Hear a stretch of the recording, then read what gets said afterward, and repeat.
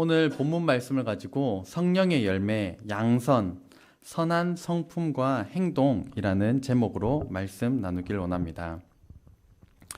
아이들의 그 그림책을 보시면 아시겠지만 대부분 그림으로 되어 있고 한 편에 이제 뭐 길게 글이 될 수도 있고 짧은 글이 게재될 수도 있습니다. 이 그림과 글은 상반된 내용을 다루는 것이 아니라 일맥상통한 상호 조화를 이루면서 그 그림책에 자리하고 있습니다. 구약 성경이 이 그림책 안에 그림이라고 한다면 신약 성경은 그 그림책 안에 글이라고 설명을 할 수가 있습니다. 그림에도 그림이 담고자 하는 내용이 있고 글이 담고자 하는 내용이 있는 것입니다. 오늘 저희가 읽은 구약은 그러면 그림책의 그림에 해당하는 내용입니다.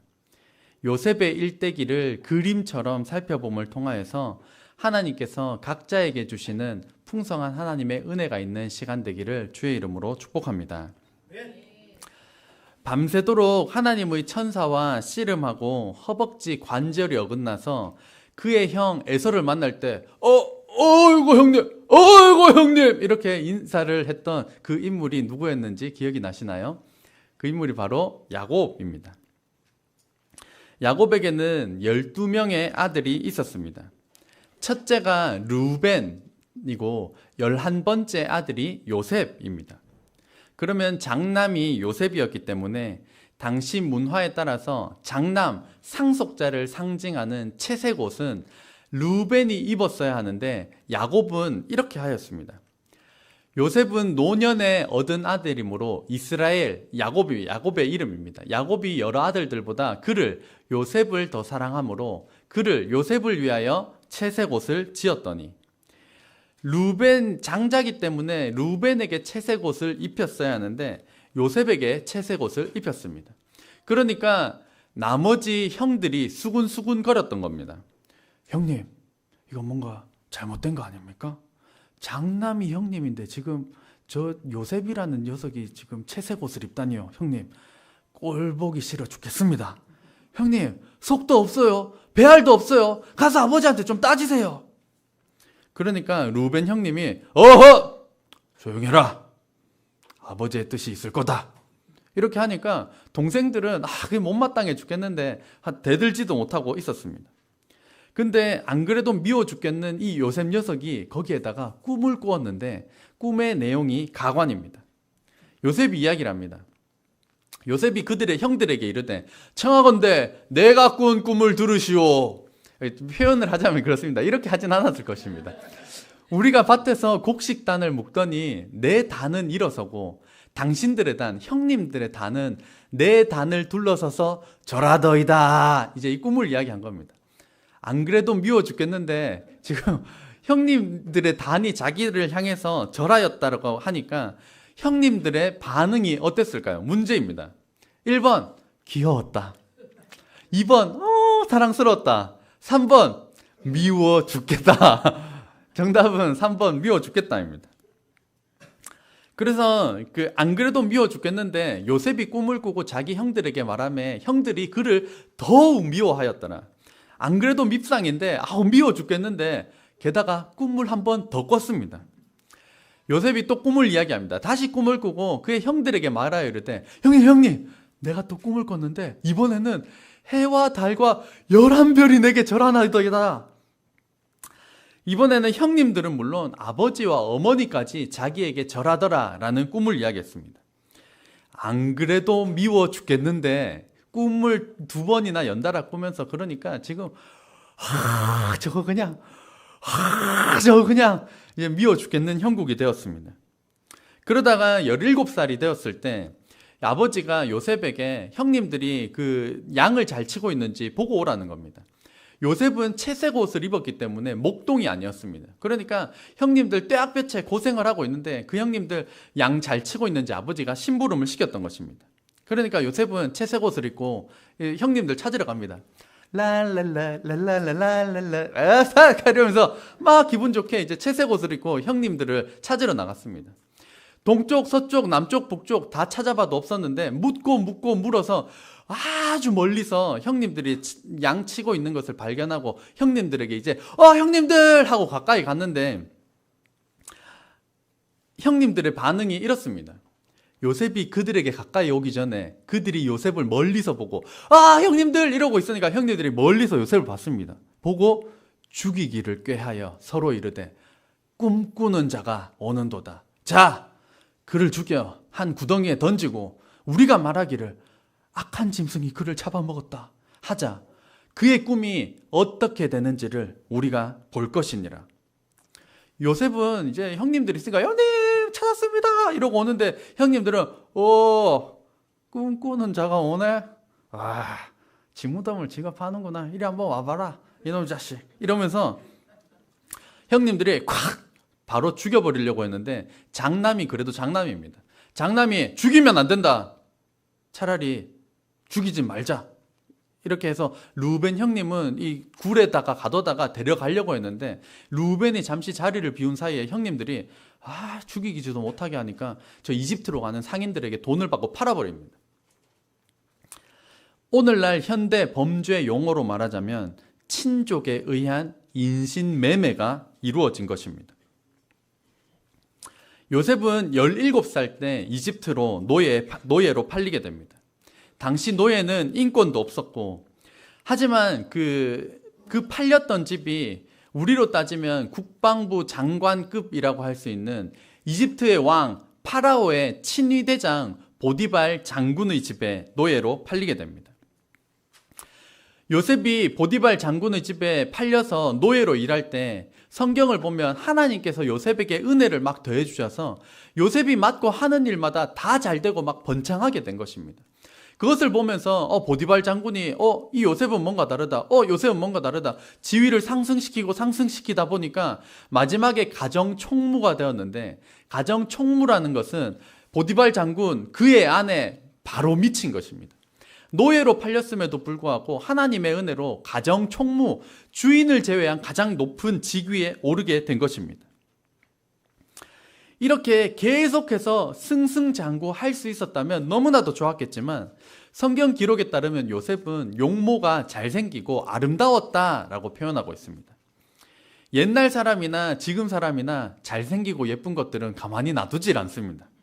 그래서 사람이 꼬이기 마련인데 그 요셉에게 꼬리를 친 사람이 바로 이 보디발 장군의 아내였습니다. 노예로 팔려온 요셉이 뭐가 좋다고 그렇게 난리인지 모르겠습니다.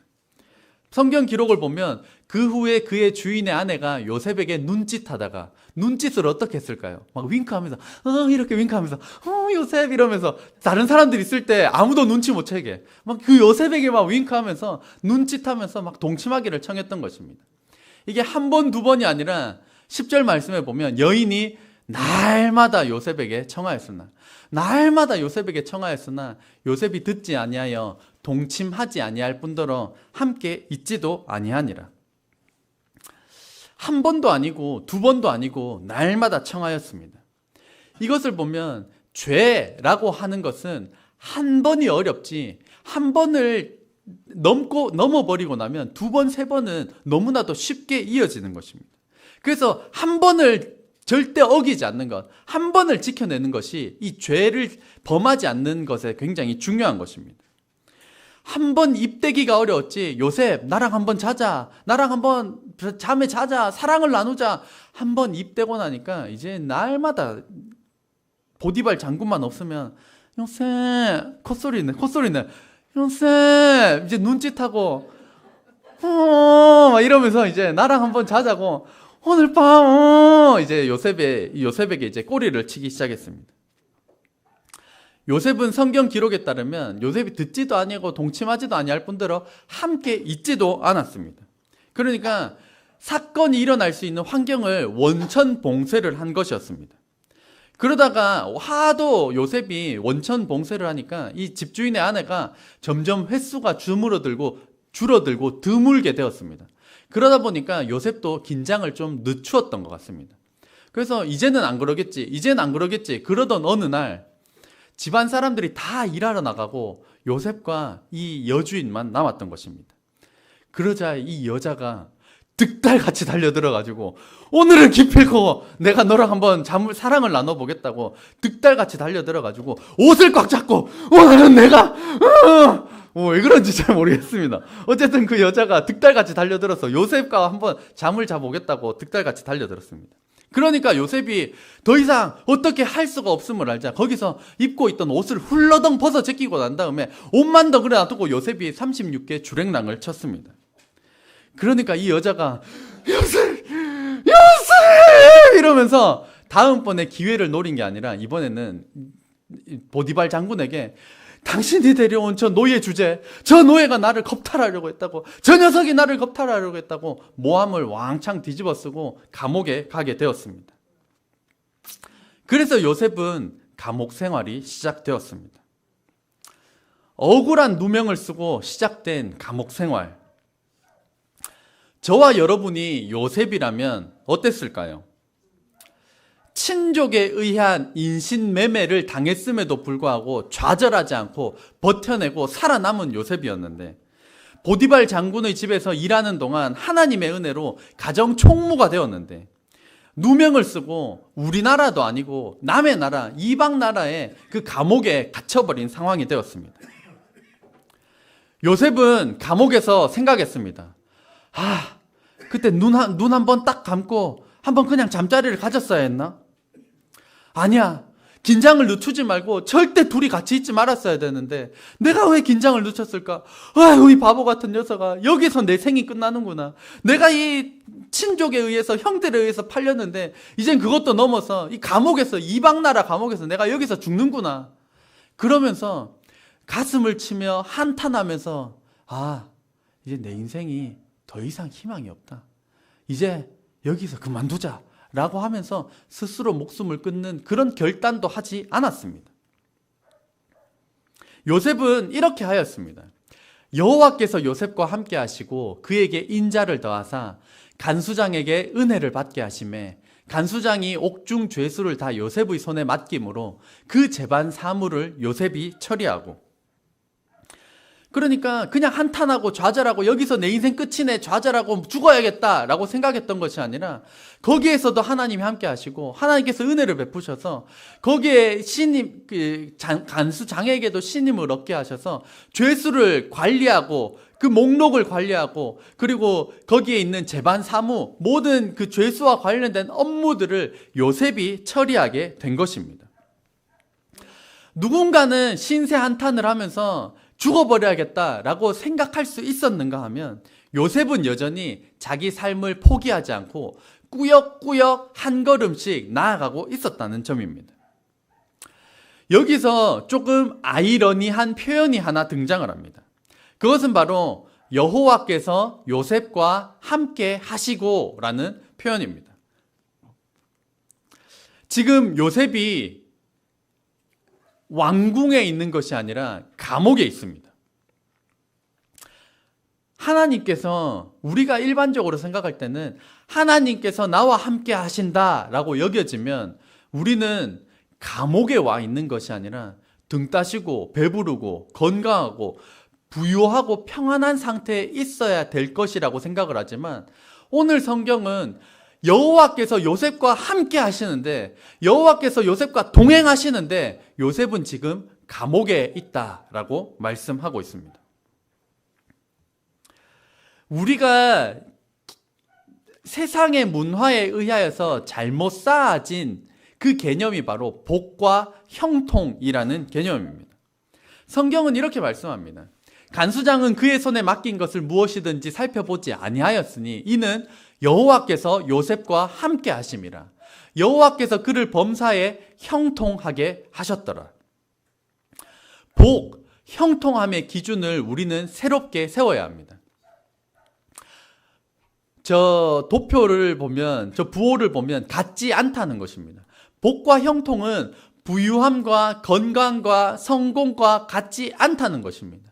오늘 성경에서 말하는 복과 형통의 기준은 하나님의 함께하심, 하나님의 동행하심이 바로 이 복과 형통이라는 것입니다. 그래서 요셉이 비록 누명을 쓰고 감옥에 있었음에도 불구하고 하나님께서 보실 때는 여전히 복받은 자이고 형통한 자라고 말씀하고 있는 것입니다. 이 세상의 물질 만능주의로 인해 변질된 이 복의 개념, 형통의 개념을 이 성경의 개념으로 하나님의 함께하심, 동행으로 재정립하는 저와 여러분 되시기를 주의 이름으로 축복합니다. 요셉이 갇힌 곳은 고위공직자들이 갇히는 곳, 정치범 수용소들이 갇히는 감옥이었습니다. 요셉도 친위대장의 집에서 잡혀왔기 때문에 이 고위공직자들이 잡히는 정치범 수용소에 갇히게 되었습니다. 여기에 들어와서 보니까 여기에 들어오는 죄수들은 다 이집트의 왕 파라오의 가까이에서 일하는 그런 신복들이 들어오는 것을 보게 되었고, 이 감옥 안에서도 꿈 해석을 했지만 마침내 이집트의 왕 파라오의 꿈을 해석을 하게 됩니다. 하나님께서 이 파라오에게 주신 꿈은 7년 대풍년과 7년 대흉년이 있을 것이라는 꿈이었는데, 그것을 요셉은 하나님의 은혜로 정확하게 해석하게 되었고, 그것을 맡길 자가 바로 요셉이라고 하였기 때문에 이집트의 왕 파라오가 파라오 바로 다음의 권위자로 요셉을 앉히게 됩니다. 그것이 바로 총리였습니다. 그래서 저희 식으로 따지자면 부통령이 된 것입니다. 요셉이 부통령이 되었습니다. 시간이 흘러서 7년 대풍년이 지나고 난 다음에 7년 대흉년이 임하게 되었습니다. 7년 대흉년은 이집트 땅뿐만이 아니라 가나안 땅에 살던 이 요셉의 형님 가족들, 야곱의 가족들에게도 마찬가지로 이 가뭄이 임했습니다. 그래서 야곱의 아들들, 즉 요셉을 이집트에 팔아버린 형님들이 이제 이집트 땅에 곡식을 구매하러 오게 되었습니다. 42장 6절을 보면 때에 요셉이 나라의 총리로서 그 땅 모든 백성에게 곡식을 팔더니 요셉의 형들이 와서, 같이 읽겠습니다. 그 앞에서 시작. 그 앞에서 땅에 엎드려 절하매. 20여 년의 세월이 흘렀기 때문에 형님들이 요셉에 왔을 때 딱 보자마자 요셉 알았던 것이 아니라, 이집트 문화를 보면 막 뭐 손에 금붙이 이렇게 하고 머리에 이상한 것도 쓰고 막 검정색으로 막 이렇게 휘황찬란합니다. 그러니까 20여 년의 세월이 지나서 요셉을 만나니까 요셉을 알아볼 수가 없었던 겁니다. 하지만 요셉은 형님들이네 라고 단번에 알아봤고, 형님들이 나한테 절을 하네 라는 것을 요셉은 딱 보게 된 것입니다. 절하던 그 순간 요셉의 마음이 어땠을까요? 절하면 이것들 봐라, 드디어 올 것이 왔네. 나를 팔아버린 그 형님들 아니야? 내가 이 땅에서 얼마나 모욕과 치욕을 받았는지 알아? 모조리 갚아주겠어. 서서히 숨통을 조를 것이야. 막 이렇게 하지 않았습니다. 제가 이 성경의 중간중간 장면들을 많이 생략했기 때문에 직접 성경을 꼭 읽어보시기를 바랍니다. 45장 1절 말씀을 보면 요셉이 시종하는 자들 앞에서 그 정을 억제하지 못하여 소리질러 모든 사람을 자기에게서 물러가라 하고 그 형제들에게 자기를 알리니 그때 그와 함께하는 다른 사람이 없었더라. 요셉이 큰 소리로 우니 애굽 사람에게, 이집트 사람에게 들리며 바로 파라오의 궁중에 들리더라. 요셉이 형들에게 말합니다. 저 요셉입니다. 내 아버지 야곱이 아직 살아계십니까? 형들이 너무 놀라서 대답을 못했습니다. 입이 떡 벌어져가지고 이러고 있으니까 요셉이 계속 이야기합니다. 내게로 가까이 오십시오. 형님들이 가까이 오니까 나는 당신들의 아우 요셉입니다. 형님들이 이집트에 팔아버린 그 동생입니다. 당신들이 나를 이곳에 팔았다고 해서 근심하지 마세요. 한탄하지 마세요. 하나님이 생명을 구원하시려고 나를 당신들보다 먼저 보내셨나이다. 하나님이 생명을 구원하시려고 나를 당신들보다 먼저 보내셨나이다. 참 기가 막힌 장면입니다. 너 이리 와. 네가 날 팔았지. 야, 죽일래 살릴래 해도 못마땅할 텐데 요셉은 형님들이 나를 판 것이 아닙니다. 하나님이 생명을 구원하시려고 나를 당신들보다 먼저 이집트 땅에 보내신 것입니다. 라고 해석을 한 것입니다. 이후에 아버지 야곱을 모시고 이집트 땅으로 오게 되고, 아버지 야곱이 살아 계시다가 오래오래 살다가 그 땅에서 수명이 다하여서 야곱이 이제 죽게 됩니다. 죽고 난 다음에 오늘 본문으로 이어집니다.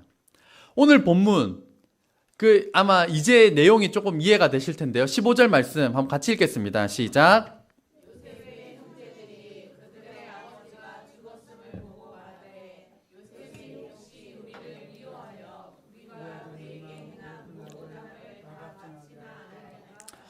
이제 본문 내용이 이해가 되시죠? 그러니까 이제 아버지가 딱 돌아가신 겁니다. 그러니까 형님들이 두려웠습니다. 아버지가 계실 때는 우리를 어찌할 수 없겠지만 이제 아버지가 돌아가신 겁니다. 그러면 우리가 요셉 팔았는데 이제 우리한테 그거 원수를 드디어 갚는 거 아니야? 우리 이제 어떡하냐? 그러니까 오늘 본문 말씀에 보면 이 형님들이 너무너무 두려웠던 나머지 아버지의 유언장까지 가지고 옵니다. 가지고 와서 이럽니다. 이걸 들고 너희는 이같이 요셉에게 이르라.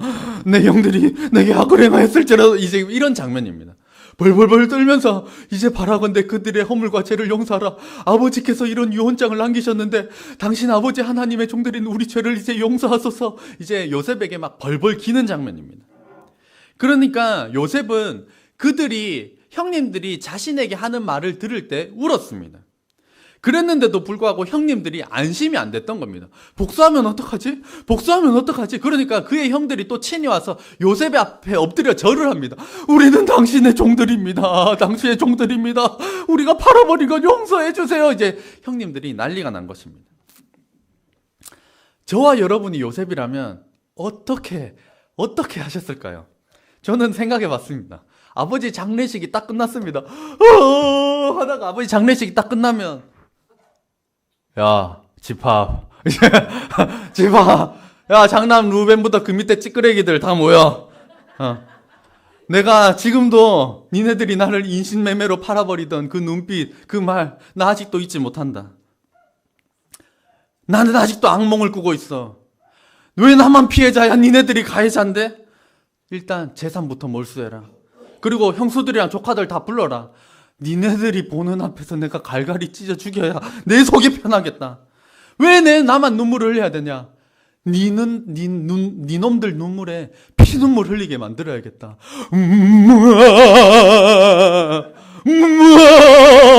막 정말 막 이래도 시원찮았을 것 같습니다. 그런데 요셉은 이 모든 것을 믿음의 눈으로 해석을 하였습니다. 아까 말씀을 다시 보면 당신들이 나를 이곳에 팔았다고 근심하지 마세요. 한탄하지 마세요. 형님들이 나를 판 게 아닙니다. 하나님이 생명을 구원하시려고 나를 당신들보다 먼저 보내셨나이다. 형님들이 나를 판 게 아니라 하나님께서 나를 먼저 보내셨다는 것입니다. 제가 너무 심취한 나머지 제가 거기에서 다시 총리 대신이 되어봤습니다. 총리 대신이 되어서 복수를 갚으려고 하니까 형님들만 떠오른 게 아닙니다. 또 누구 있을까요? 또 누가 있어요? 복수 갚아야 할 사람. 내 감옥 왜 갔어요? 보디발 장군의 아내. 그놈의 여편네가 떠오른 겁니다. 여편네 때문에 내가 감옥에 갔잖아요. 그러니까 저 같으면 막 감옥에 넣고 했을 텐데, 성경에 보면 요셉은 보디발 장군의 아내에게 복수를 했다, 감옥에 넣었다라는 기록이 없습니다. 그러니까 총리가 되었음에도 요셉은 그들에게 복수를 갚지 않았다는 것입니다. 저 같으면 그 여자를 불러다가 네가 나에게 감히 죄를 덮어씌워? 네가 내 옷자락을 붙잡았잖아. 네가 내 옷 벗겼잖아. 네가 날 유혹했잖아. 야, 보디발 똑똑히 봐. 너 이런 여편네랑 사는 거라고. 이런 바람 피는 여편네랑, 네가 이런 여자랑 사는 거라고 막 이러면서 그 가정을 파탄 냈을 수도 있을 텐데, 요셉은 그렇게 하지 않았습니다.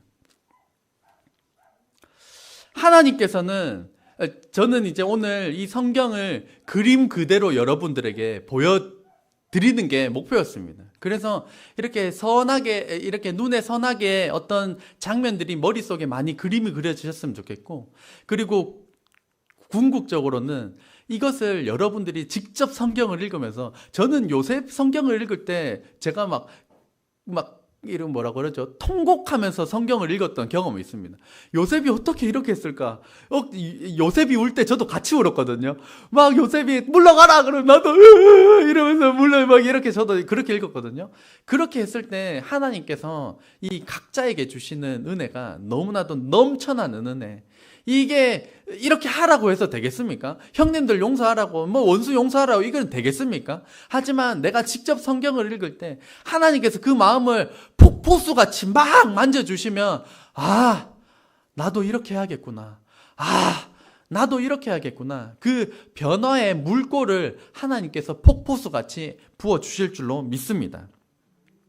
그래서 하나님께서는, 결론입니다. 하나님께서는 우리 인생에 겪은 어떠한 사건들, 어떤 사람들, 이것들을 믿음의 눈으로 해석하기를 원하십니다. 만약 저와 여러분이 요셉이었다면요, 형님들이 팔아버리는 그 순간 악몽에 시달리거나 혹은 누명을 쓰고 감옥에 해버린 그런 순간순간들 그냥 피눈물 흘리고 복수 갚을 생각만 하고 그렇게 사시겠습니까? 아니면 요셉과 같이 이러한 삶을 누리시겠습니까? 요셉은 이러한 사건들을 겪었습니다. 그럼에도 불구하고 형님들이 나를 팔아버리는 게 아닙니다. 하나님이 생명을 구원하시려고 나를 당신들보다 먼저 보내셨습니다. 믿음의 눈으로 내 인생을 해석하자. 이거는 오른손 불끈 쥐고 3번 한번 크게 읽어보도록 하겠습니다. 오른손 한번 다 같이 불끈 쥐어 보시겠습니까? 오른손 불끈 쥐고 믿음의 눈으로 크게 하는 겁니다. 시작! 믿음의 눈으로 내 인생을 해석하자. 2번 더요. 시작. 믿음의 눈으로 내 인생을 해석하자. 믿음의 눈으로 내 인생을 해석하자. 하나 더 있습니다. 오른손 계속 불끈 쥐고요. 로마서 12장 21절 말씀입니다. 시작. 악에게 지지 말고 선으로 악을 이기라. 한 번 더. 악에게 지지 말고 선으로 악을 이기라. 마지막이요. 악에게 지지 말고 선으로 악을 이기라. 아멘. 기도하겠습니다.